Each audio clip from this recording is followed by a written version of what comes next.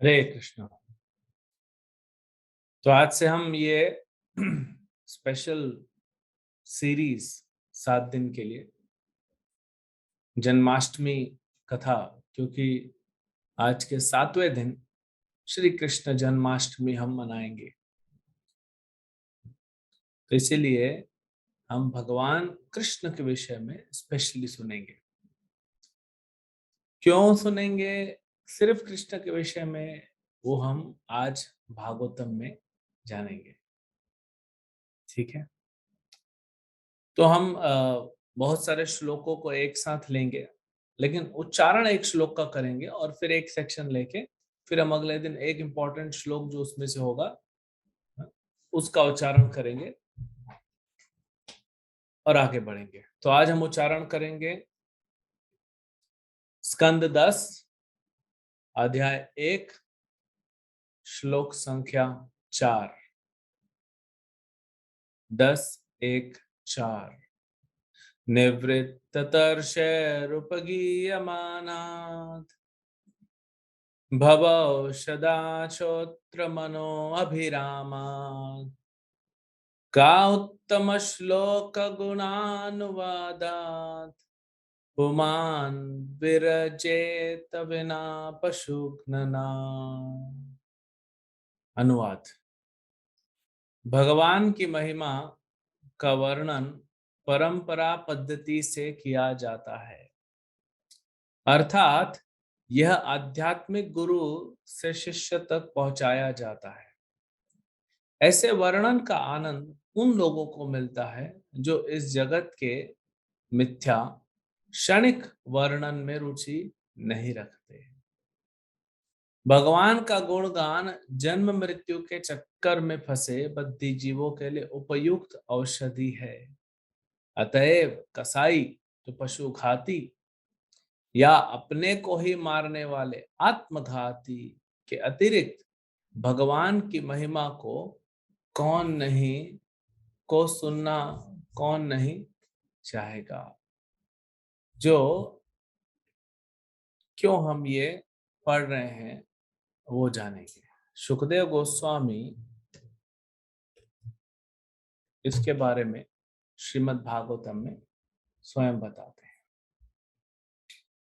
तो भागवतम के 12 स्कंद हैं, दशम कर रहे हैं इसलिए 10 याद। आप सबको पता होना चाहिए भागवतम में 12 स्कंद मतलब 12 पार्ट्स में भागवतम को डिवाइड किया। 18,000 श्लोक हैं। सुखदेव गोस्वामी ने भागवतम सुनाया परीक्षित महाराज को, हम सबके भले के लिए। 7 दिन 7 रात वो प्रोग्राम चला, नॉन स्टॉप, न खाना न पीना। परीक्षित महाराज कहेंगे यही पिलाओ बस, और कुछ नहीं, सिर्फ भागवतम पीना है और कुछ मत पिलाइए। तो सुखदेव गोस्वामी ने बोला अब ये जो भागवतम है ये स्वयं कृष्ण है। श्रीमद् भागवतम और कृष्ण में कोई भेद नहीं है। जैसे नाम और नामी अभिन्नत्व नाम नामिनो, कृष्ण नाम और कृष्ण कोई भेद नहीं है। आप जब पानी पानी बोलते हैं तो पानी पदार्थ में और पानी शब्द में भेद है, और दोनों एक नहीं है। पानी पानी बोलते आपकी प्यास बढ़ेगी, कम नहीं होगी। लेकिन कृष्ण कृष्ण बोलते कृष्ण आपके साथ हैं। इसीलिए तो आप में से भक्त लोग जो हैं, आप सभी भक्त 16 माला कर पाते हैं ना। अगर वो शब्द जो नाम है कृष्ण का और कृष्ण स्वयं, अगर इसमें भेद होता तो हमको ये शुष्क लगता, बड़ा ड्राई लगता, आनंद नहीं आता। तो श्रीमद् भागवतम भी वैसे ही कृष्ण है। श्रीमद् भागवतम के प्रथम 2 स्कंद जो हैं वो भगवान के चरण हैं, 2 चरण। तीसरा और चौथा स्कंद भगवान की 2 जंघा है। 5वां स्कंद भगवान कृष्ण की नाभि, छठा स्कंद वक्षस्थल है। 7वां और 8वां स्कंद 2 भुजाएं हैं। 9वां स्कंद भगवान का कंठ है और दशम स्कंद भगवान का मुखमंडल है। और 11वां भगवान का ये फोरहेड जिसको माथा कहते हैं, और 12वां स्कंद भगवान का सर है। तो ये 12 स्कंद हैं। और बताया जाता है कि आप जो भी कुछ और करते हैं, जब तक भगवान कृष्ण के बारे में भागवतम नहीं पढ़ते हैं, तो बाकी सब आपका क्या हो जाता है, उसका वैल्यू नहीं रह जाता। कुछ भी हम भक्ति का कार्य करते हैं, भागवत, बहुत सारे भागवत क्या महिमा को बताया गया है। सभी पुराण जो होते हैं उनमें 5 तत्वों का वर्णन होता है। हाँ? सर्ग, प्रतिसर्ग, वंश, मनवंतर और वंश, ये 5 होता है। हाँ? वंशानुचरितम चैव पुराणम पंच लक्षणम, सभी पुराण में ये 5 लक्षण पाए जाते हैं। लेकिन श्रीमद् भागवत को महापुराण क्यों कहा जाता है? क्योंकि इसमें 10 सब्जेक्ट मैटर के बारे में है, 5 नहीं। बाकी सभी पुराणों में 5 कवर है। क्या है वो 10? अत्र सर्गो विसर्गश्च स्थानम पोषण मुतय मनवंतर ईशानु कथा निरोधो मुक्ति आश्रय।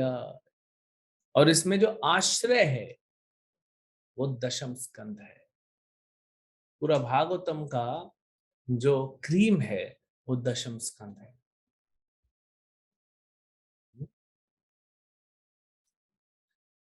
दशम स्कंद को ही उजागर करने के लिए बाकी जो 11 स्कंद हैं वो बने हैं।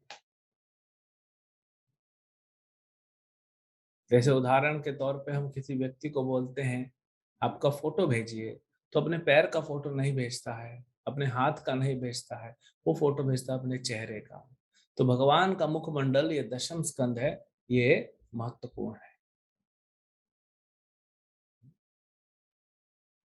कहते हैं गरुड़ पुराण में बताया गया है कि भागवतम, श्रीमद् भागवतम सबसे परफेक्ट पुराण है। वेदांत सूत्र पे स्वाभाविक, ये नेचुरल कमेंट्री है। भागवत पढ़ने के बाद महाभारत समझ में आता है। भागवत पढ़ने के बाद गायत्री मंत्र करने का अर्थ पता पड़ता है। भागवत पढ़ने के बाद वेद पुराण पता पड़ते हैं। तो ये सब जो है श्रीमद् भागवत से कनेक्टेड है। और हम देखते हैं कि सुखदेव गोस्वामी क्या बोल रहे हैं। अभी 9वें स्कंद में अलग अलग वंशों का वर्णन है। सूर्य वंश और चंद्र वंश, उनके राजाओं का वर्णन है। इक्ष्वाकु महाराज, भगवान रामचंद्र, ये सब सूर्य वंशी हैं। और चंद्र वंश में हुए भगवान कृष्ण। इसीलिए चंद्र वंश ज्यादा अ, भाग्यशाली माना जाता है, क्योंकि भगवान कृष्ण इस वंश में प्रकट हुए हैं। जैसे गंगा और जमुना दोनों बहनें हैं। गंगा का महिमा हम ज्यादा सुनते हैं, लेकिन यमुना का महिमा ज्यादा है गंगा से। जितने बाहर के लोग हैं वो गंगा की महिमा को सुने हैं, लेकिन जो भक्त हैं वो जानते हैं यमुना की महिमा क्या है। क्योंकि भगवान कृष्ण, यमुना तीरवनचारी, भगवान कृष्ण यमुना में लीला करते हैं। यमुना या कालिंदी भगवान की नित्य पटरानी है।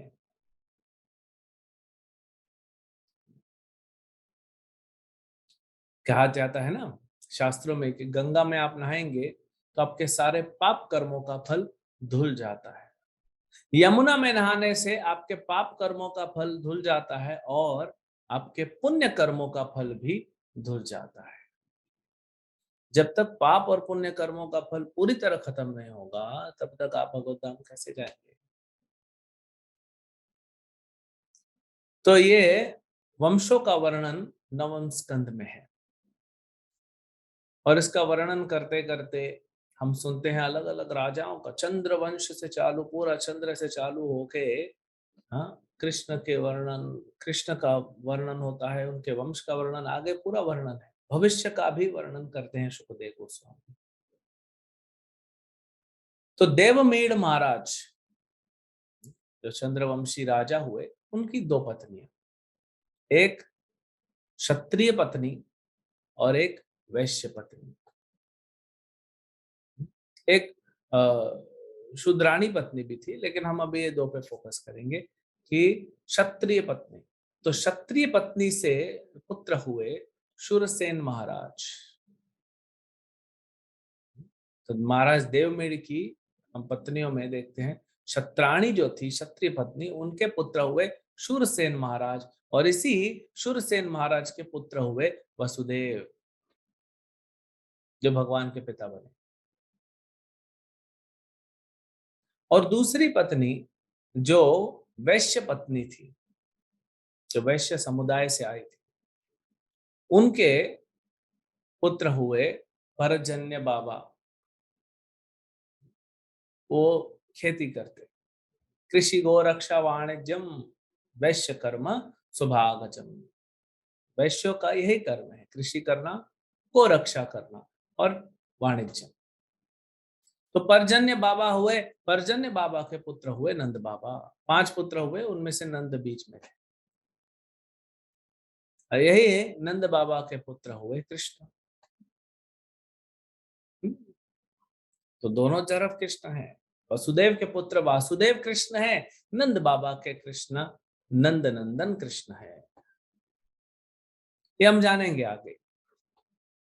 तो ये सब बताने के बाद भगवान कृष्ण, अभी देखिए नवम स्कंद में एक एक श्लोक में सब राजाओं का नाम फटाफट फटाफट गिनते गिनते फिर बलराम जी के बारे में बताया कि बलराम जी कैसे रोहिणी के पुत्र हैं। बल्कि बलराम जी तो देवकी के गर्भ में आए थे, देवकी और वसुदेव, तो फिर रोहिणी के पुत्र क्यों कहलाए जाते हैं? देवकी के भी पुत्र कहलाए जाते हैं, रोहिणी के भी पुत्र कहलाए जाते हैं, ठीक है। फिर कृष्ण के बारे में बताया कि भगवान स्वयं आते हैं, धर्म की संस्थापना करते, यदा यदा ही धर्मस्य ग्लानिर्भवति भारत अभ्युत्थानम अधर्मस्य तदात्मानं सृजाम्यहम् परित्राणाय साधुनां विनाशाय च दुष्कृतां धर्म संस्थापनार्थाय संभवामि युगे युगे। तो भगवान आते हैं। इसमें एक बहुत सुंदर श्लोक, कलौ जनिष्यमाणानां दुःखशोकतमोनुदम् अनुग्रहाय भक्तानां सुपुण्यं व्यतनोद्यशः। क्या बता रहे हैं? कलौ जनिष्यमाणानां, कलयुग में जो बद्ध जीव होंगे, हम सब कलयुग के बद्ध जीव। सुखदेव गोस्वामी बता रहे हैं 5000 साल पहले, बोले जो कलयुग आएगा, अभी बस चालू हो गया कलयुग ऑलमोस्ट। सुखदेव गोस्वामी बोलना चालू किए, इसके बाद कलयुग चालू।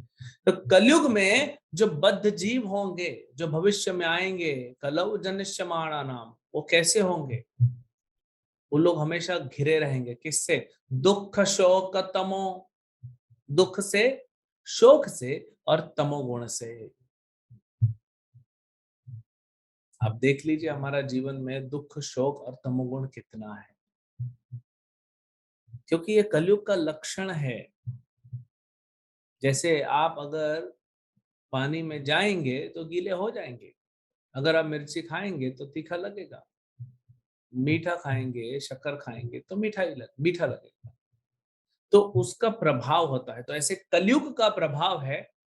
और जो जीव, जो हम जैसे जो जीव हैं, उनको हमारे पूर्व कर्मों को भोगने के लिए कलयुग में लाया जाता है।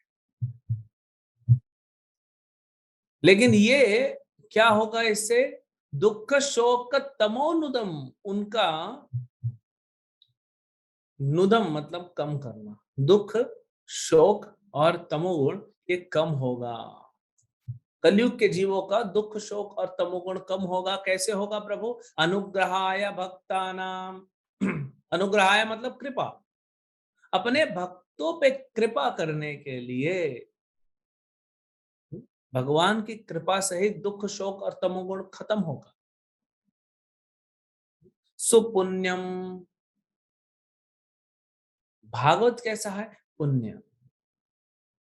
पुण्य श्रवण कीर्तन, कृष्ण के बारे में सुनना और बोलना, ये पुण्य है। यही एक पुण्य कार्य है जीवन में, और कुछ पुण्य नहीं है संसार में। सुखदेव गोस्वामी बताएंगे आगे कि हमारे जीवन का अर्थ ही है कि हम बैठ जाएं और कृष्ण कथा श्रवण करें, और कुछ जीवन में नहीं, कृष्ण कथा को श्रवण करना, यही पुण्य है। सुपुण्यम वेतनोद यशः। तो भगवान क्यों आते हैं, उनके अलग अलग कारण बताते हुए एक कारण ये भी बताते हैं सुखदेव गोस्वामी कि अपने भक्तों पे, यानी जो भविष्य में भक्त बनेंगे, हम तो अभी भक्त बन रहे हैं, जो भविष्य में भक्त बनेंगे उन पे अनुग्रहाय, उन पे कृपा दिखाने के लिए भगवान ने ऐसी ऐसी लीलाएं रची हैं, जिनको सुन के, जिनको पढ़ के, जिनको कीर्तन करके हमारा क्या होगा? दुख शोक तमोनुदम, हमारा दुख, हमारा शोक और तमोगुण ये कम होगा। यानी कि सुखदेव गोस्वामी ने पहले ही बता दिया कि भविष्य के लिए ये भागवत और भगवत गीता है, स्पेशली कलयुग के लिए। लोग कहते हैं ना ये सब कलयुग के लिए नहीं है, ये तो पिछले युगों के लिए है। यहाँ पे क्लियरली सुखदेव गोस्वामी बोलते हैं कलयुग के जीवों के लिए ये भागवतम और भगवत गीता, ये हमारे लिए है। और इसी से हमारा क्या होगा? दुख शोक और तमोगुण खत्म होगा। तो फिर हमको क्या करना चाहिए, कैसे करेंगे? कहते हैं सुखदेव गोस्वामी, यस्मिन् सत्कर्ण पीयूषे यशस्तीर्थ वरे सकृत श्रोत्रांजलिर उपस्पृश्य धुनुते कर्म वासनम। कहते हैं धुनुते कर्म वासना, हमारा जो वासनाएं हैं वो कैसे खत्म हो जाएंगी? ये भागवत का श्रवण करके। हम जितना श्रवण करेंगे श्रीमद् भागवतम का, उतना हम जल्दी शुद्ध होंगे।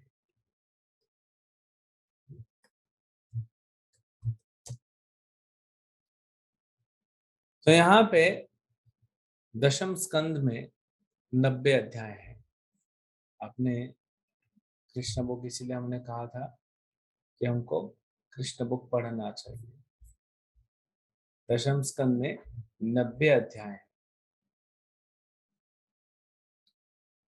तो जब सुखदेव गोस्वामी ने 9वें स्कंद का वर्णन किया, तो इमीडिएटली परीक्षित महाराज, अभी हम पढ़ेंगे, तो तुरंत बोलेंगे कि कृष्ण के बारे में ज्यादा बताइए, क्योंकि आपने सभी राजाओं का वर्णन किया, इसका बेटा ये, इसका बेटा ये, इन्होंने ये किया, इसका बेटा ये, इसकी बेटी वो है, उसका उसके साथ विवाह किया, जल्दी जल्दी बता दिया। बलराम जी के बारे में भी, कृष्ण के बारे में। अरे भागवतम खत्म हो गया 4 दिन में, अभी तो 3 दिन और बाकी है, इतना जल्दी कैसे आप कर रहे?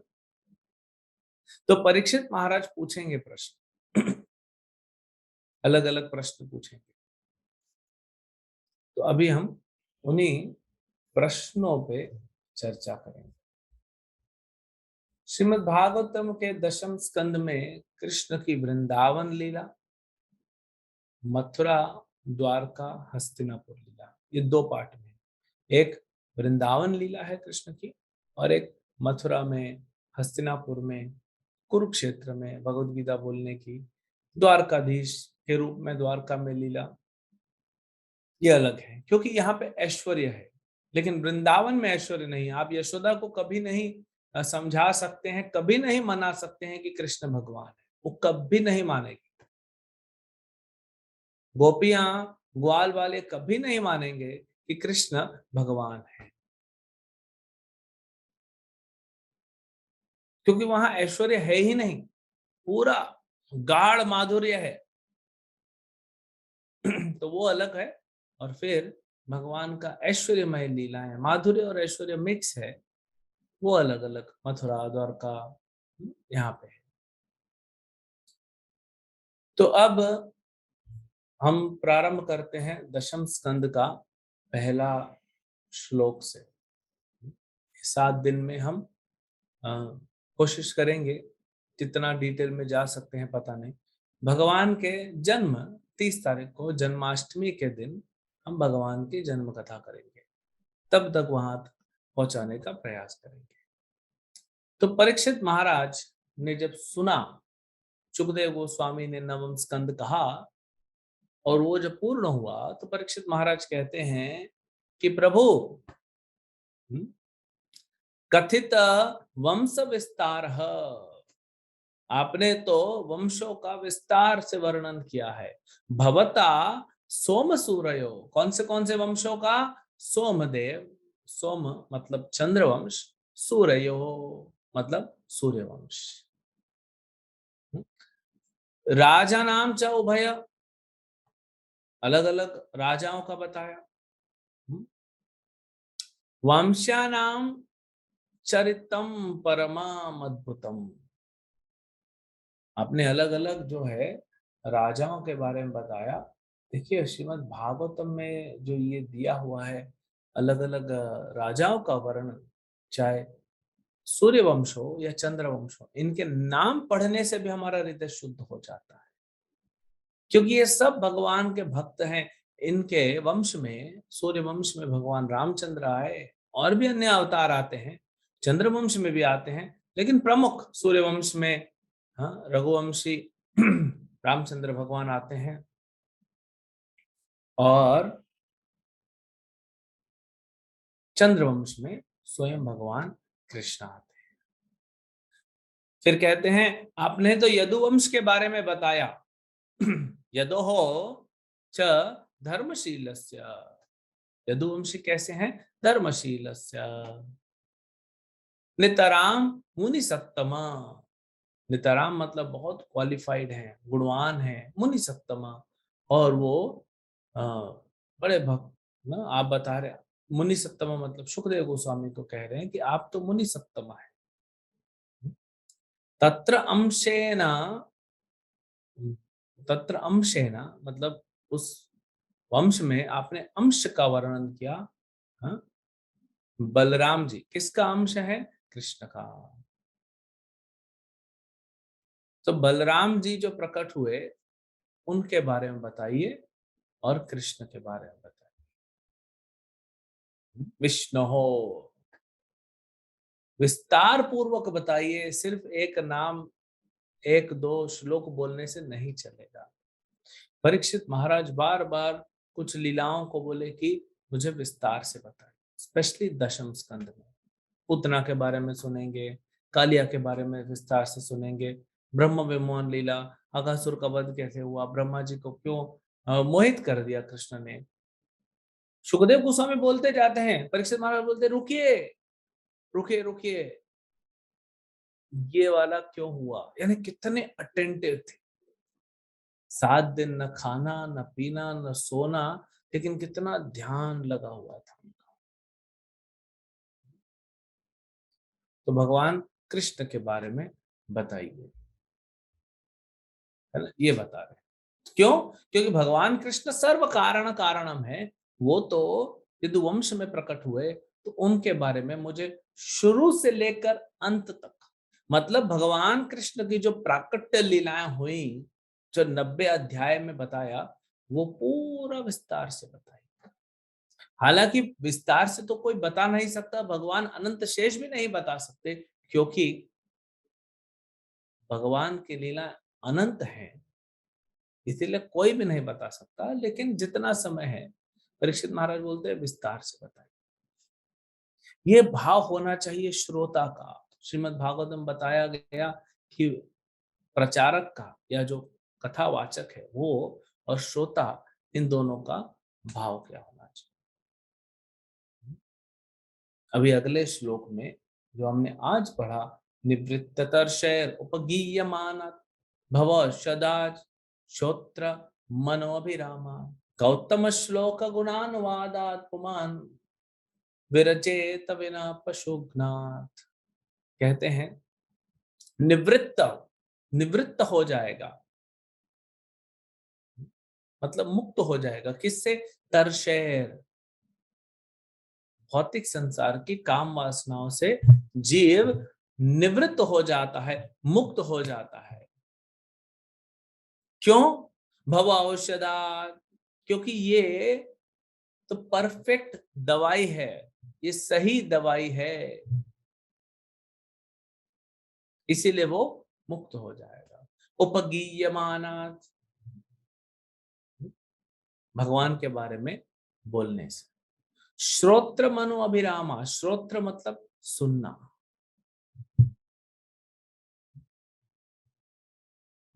पहले बोले गीयमानात्, हाँ? फिर श्रोत्र और मनो मतलब सुनना और अपने मन में पकड़ना भगवान की इन कथाओं को। कैसी है ये? अभिरामा, राम मतलब आनंद, आनंद देने वाली है। तो जो भगवान की कथाएं आप गाइए, क्योंकि ये आप गाएंगे, हम सुनेंगे, अपने मन में धारण करेंगे, आनंद मिलेगा।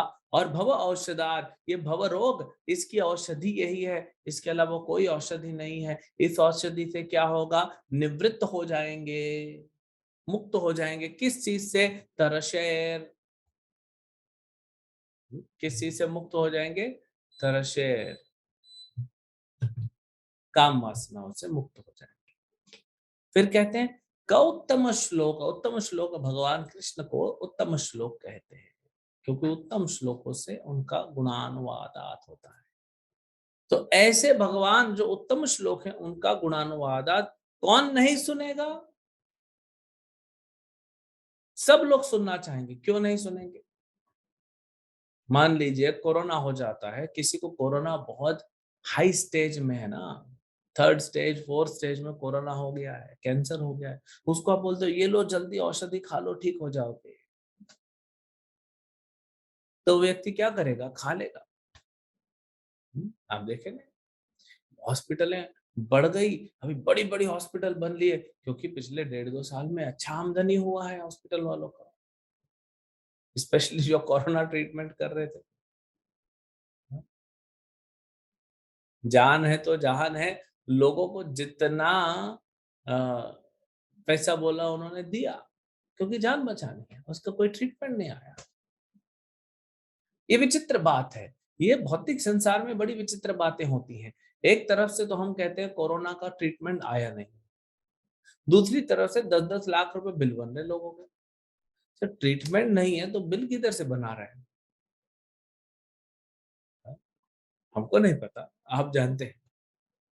जब इसका ट्रीटमेंट नहीं तो कर क्या रहे हैं आप? प्रिकॉशनरी, जो भी हो सकता है, कुछ बच गए कुछ नहीं बचे। लेकिन अगर कोई है व्यक्ति जिसको कोई भी बीमारी होगी, आप उसको बोलोगे ये लो दवाई खा लो, तुरंत वो दवाई खा लेता है। लेकिन कुछ ऐसे लोग होंगे जो नहीं खाएंगे। पुमान विरज्येत विना पशुघ्नाथ, कौन नहीं खाएगा दवाई? कौन भक्त है, भक्त नहीं, कौन व्यक्ति होगा जो बीमार है, उसको आप दवाई दे रहे हो लेकिन वो दवाई नहीं खाएगा? पशुघ्नाथ, या तो वो पशु को मारने वाला होगा, कसाई होगा। क्यों? ऐसा क्या स्पेशलिटी है कसाई का? क्योंकि संसार में फंसा हुआ है, संसार से बाहर निकलना चाहता है, लेकिन जो कसाई है, जो पशु को काटता है, उसके अंदर ये इच्छा भी नहीं होगी। अभी तो उसको बहुत कुछ देखना बाकी है, इस संसार में बहुत भुगतना है। इसलिए बार बार शास्त्रों में कहा गया है कि जो ये मांसाहार त्याग देना चाहिए, बहुत बड़ा पाप है। और 6 अलग अलग लोग उस पाप को भोगते हैं। एक जो पशु को काटता है, दूसरा जो पशु को पकाता है, तीसरा जो पैसा देता है, चौथा जो खाता है, पांचवा जो परोसता है, और एक और। तो ये सभी को वही पाप लग रहा है। तो जो इन चीजों में फंसा रहता है, उसके उसको समझाने पर भी वो नहीं समझता है। क्यों? क्योंकि तमोगुण से, घोर तमोगुण से ग्रसित है वो, तो उसको नहीं समझ में आता है। तो पशुघाती और दूसरा कौन है? आत्मघाती। श्रीमद् भागवतम में ये बार बार आया है, आत्महा, आत्महंता, जो अपने आप को मारता हो। इसको स्पिरिचुअल सुसाइड कहते हैं। एक तो है शरीर खत्म करना, जिसको हम साधारण रूप से सुसाइड कहते हैं, वो शरीर खत्म करना है। लेकिन जो व्यक्ति मनुष्य जीवन प्राप्त करने के बाद भक्ति नहीं करता है, भगवान से संपर्क में नहीं आता है, वो तो आत्मा की हत्या कर रहा है। वो असली आत्महत्या है। क्योंकि आत्मा ऐसे अंधेरे नरक में भेज दी जाएगी। अभी मौका मिला है, हम नहीं उसका फायदा उठा रहे हैं। ऐसे अंधेरे नरक में भेज दिया जाएगा, फिर पता नहीं कब सूर्य देखने मिलेगा। पृथ्वी के नीचे जितने भी लोग हैं, वहां पे सूर्य नहीं दिखते, सूर्य की किरण वहां नहीं जाती। भगवान का अरेंजमेंट ऐसा है कि उधर जाएगा ही नहीं सूर्य की किरण। अगर सूर्य की किरण नहीं होती है, आप देखते हैं कि जैसे बंबई है, इस तरफ तो बहुत पानी आता है। जब पूरे बादल घिर जाते हैं तो कैसा वो सूर्य की किरणें नहीं पहुंचती हैं। उत्तर भारत में जब सर्दियां बढ़ जाती हैं, दिसंबर जनवरी में इतना फॉग, इतना कोहरा हो जाता है, तो सूर्य की किरण नहीं पहुंचती। तो आत्मा को ऐसे अंधेरे जगह पे भेज दिया जाता है, जहां पे उसको सिर्फ दुख और पीड़ा मिलती है, उसके शुद्धिकरण के लिए, कि तुमको मौका दिया लेकिन तुमने उसको गवा दिया। तो ये दो व्यक्ति जो पशुघाती हैं और जो आत्मघाती हैं, ये दोनों नहीं सुनेंगे। बाकी सब भागवतम का कथा सुनेंगे, कृष्ण का कथा सुनेंगे। मतलब जो कृष्ण का कथा नहीं सुन रहा है, वो आत्मघाती है और अपने आत्मा का हत्या कर रहा है।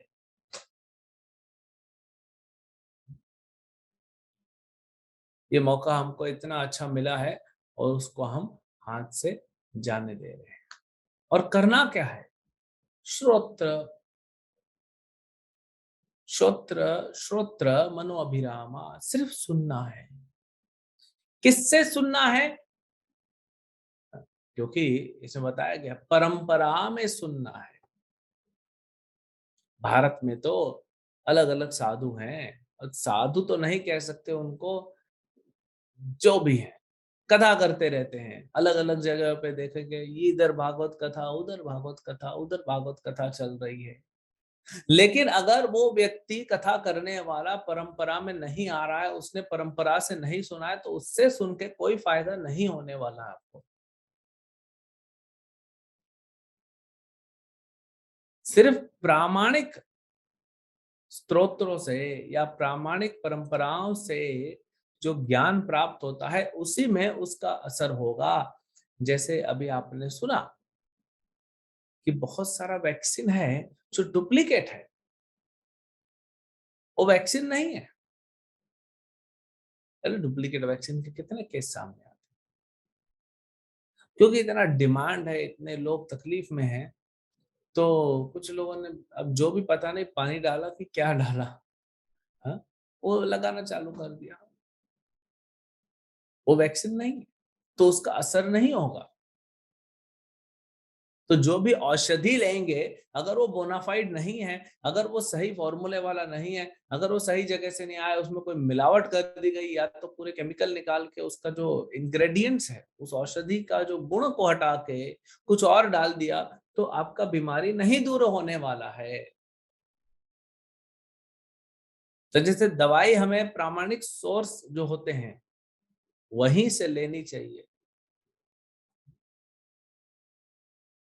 क्योंकि वो दवाई असर करेगी।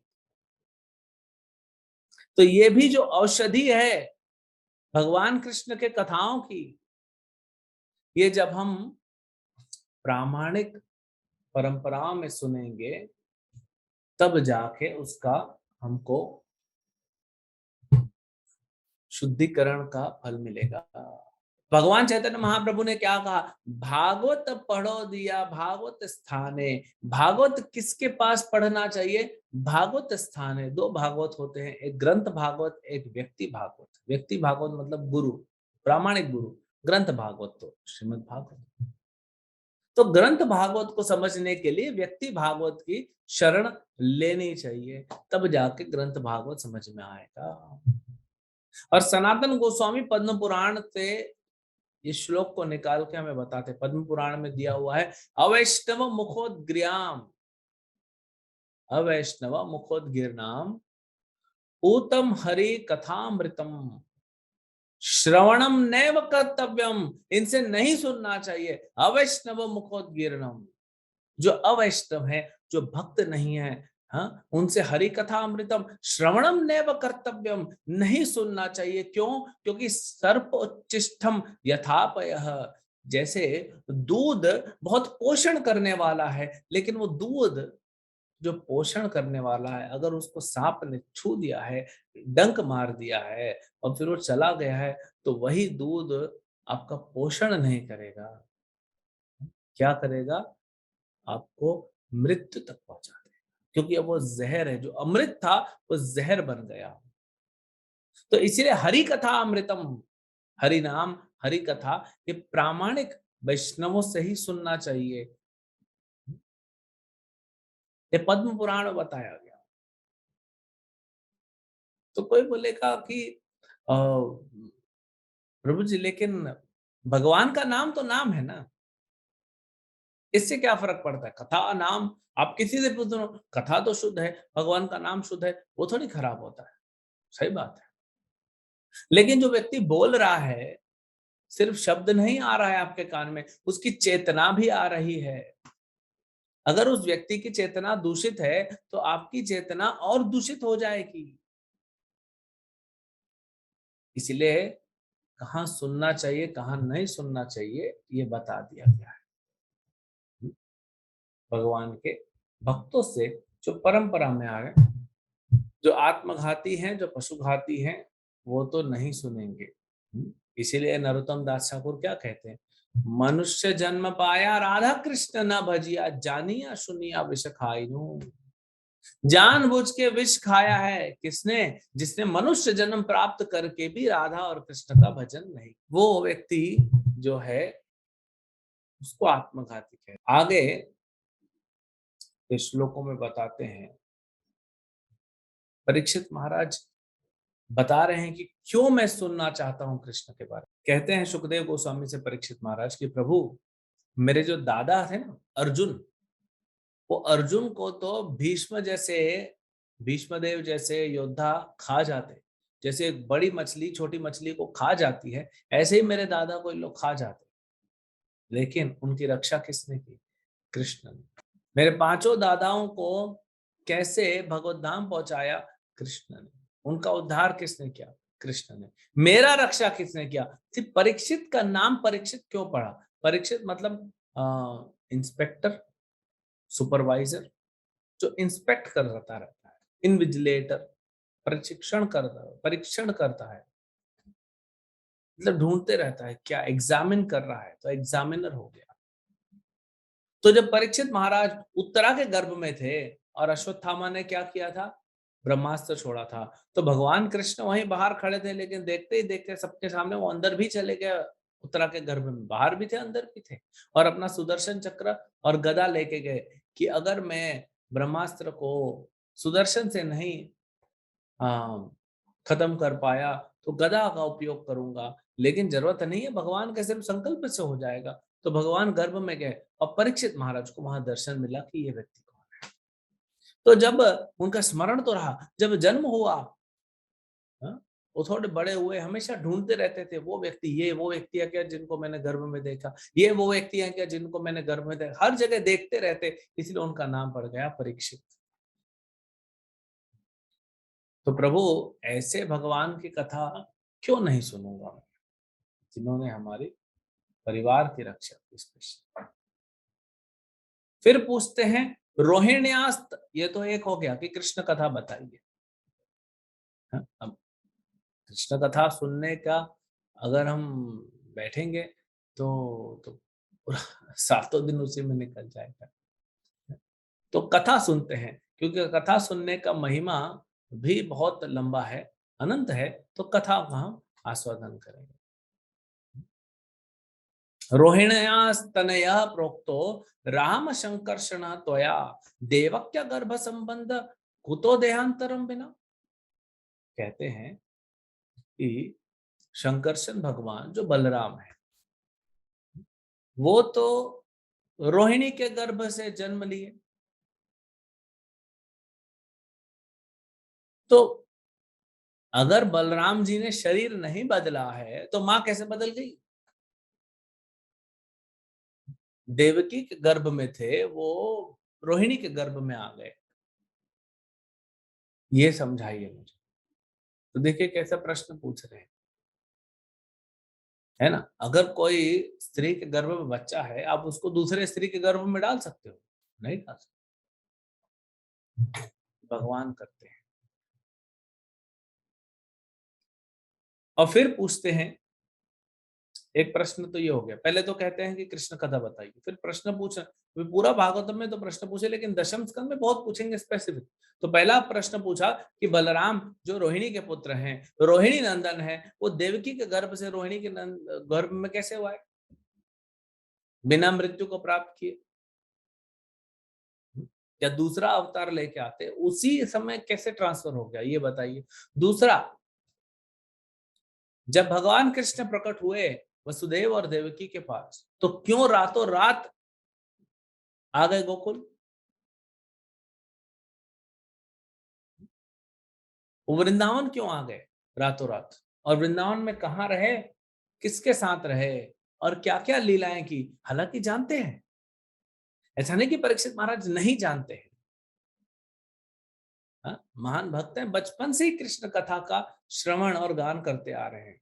जब छोटे से थे तब उनको जैसे बच्चे खेलते हैं ना खिलौनों के साथ, तो परीक्षित महाराज का खिलौना क्या था, उनके पास विग्रह था राधा कृष्ण का, उन्हीं के साथ वो खेलते रहते।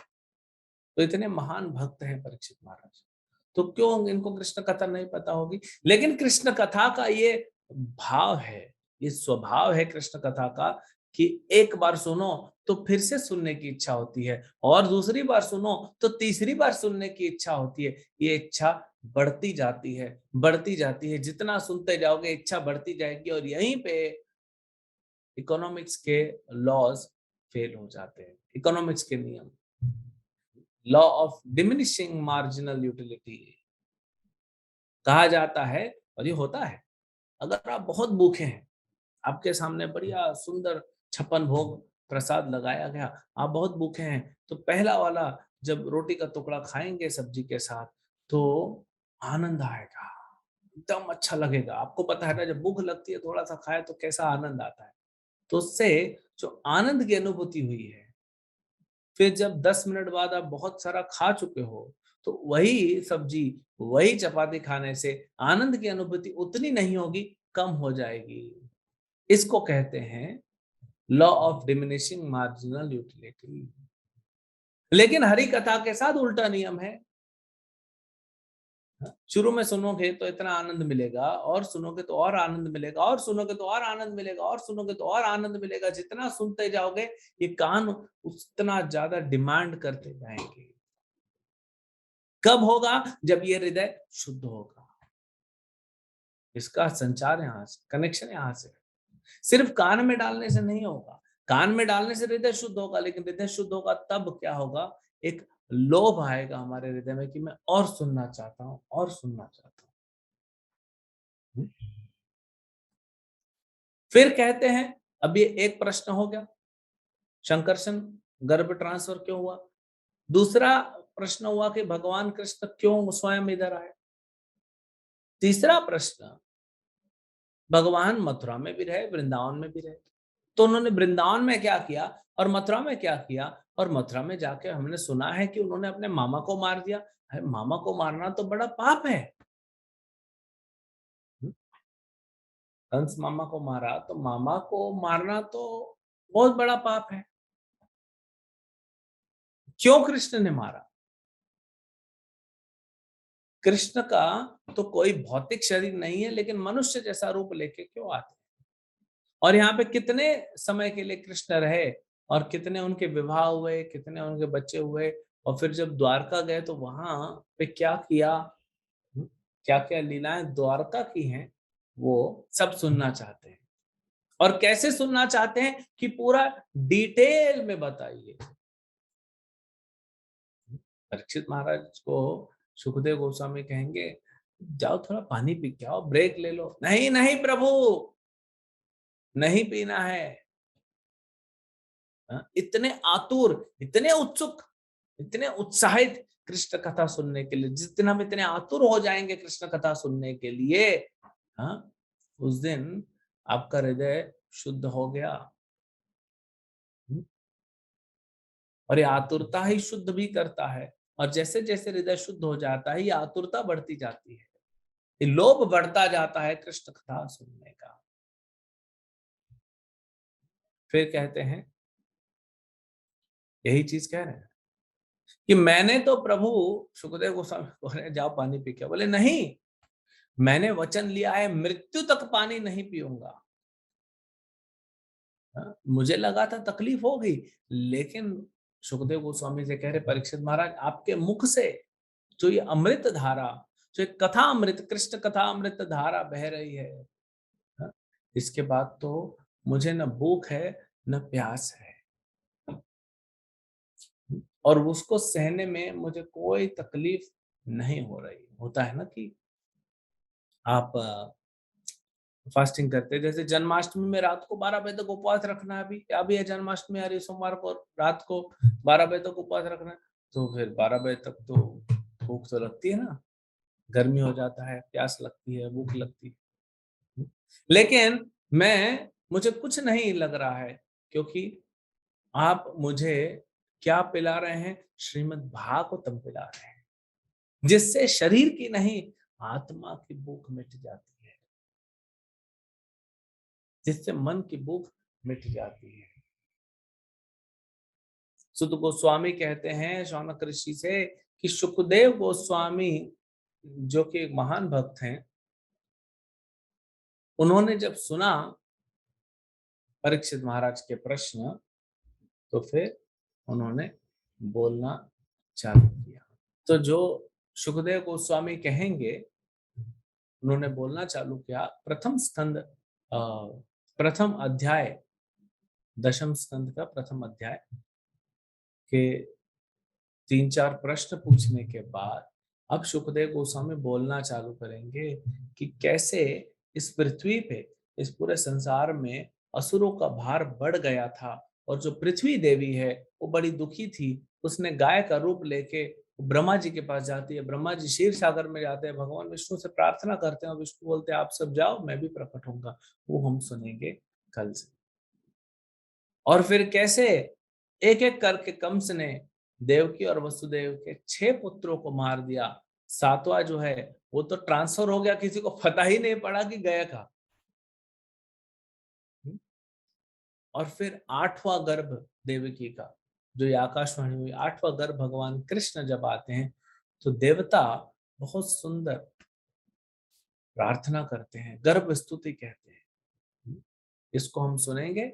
और फिर भगवान का प्राकट्य, हम तब तक जन्माष्टमी तक पहुंच जाएंगे। भगवान का बड़ा सुंदर रूप में प्राकट्य हुआ, और फिर भगवान बाल रूप में आते हैं और कहाँ जाते हैं? गोकुल वृंदावन। तो ये वाली जो आगे की कथाएं हैं, ये हम कल से सुनेंगे। हरे कृष्ण। हरे कृष्ण प्रभु जी।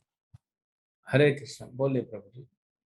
प्रभु जी, जैसा कि 5 रस है, शांत रस, दास्य रस, सख्य रस, वात्सल्य रस और माधुर्य रस, तो प्रभु जी अगर कोई आध्यात्मिक में अगर कोई प्रभु की अगर शिखर रस, वात्सल्य रस या फिर माधुर्य रस में सेवा करना चाहती है, तो प्रभु जी क्या इस भौतिक संसार से यहाँ पे प्रभु जी उसको दास्य रस से ही सेवा करना चाहिए?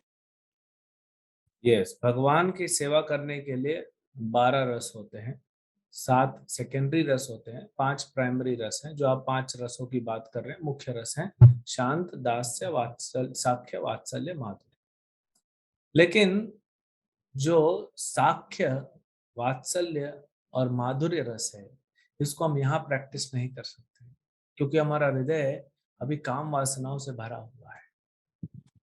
हम अपराध कर बैठेंगे अगर हम सोचेंगे कि हम कृष्ण के माता पिता बन गए, वो भाव लाएंगे, तो हम क्या होगा, अभी हृदय शुद्ध नहीं हुआ और गड़बड़ हो जाएगी। इसीलिए संसार में प्रभुपाद जी कहते हैं, भौतिक संसार में एक भाव है, दास्य का भाव। हम भगवान के दास हैं। जैसे जैसे हम भक्ति करते जाएंगे, हरे कृष्ण जप करेंगे, गीता भागवत पढ़ेंगे, तो हमारा हृदय शुद्ध होता जाएगा। जब हृदय पूर्ण रूप से शुद्ध हो जाएगा, आपको भेजा जाएगा वैकुंठ। तब आपका जो रस है वो बाहर निकलेगा और फिर आप उस रस में भगवान की सेवा करेंगे। ठीक है, ओके, तो हम यहाँ पे रोकते हैं। और कल जो परीक्षित महाराज ने प्रश्न पूछे, जो दशम स्कंद की एक भूमिका बन गया, वो प्रश्न एक आधार बन गया, और वहां से पूरा दशम स्कंद चालू होगा, भगवान कृष्ण की लीलाएं। तो ये हम कल देखेंगे। हरे कृष्ण। शिल प्रभुपाद की जय। ग्रंथराज श्रीमद् भागवतम की जय। श्री कृष्ण जन्माष्टमी महामहोत्सव की जय।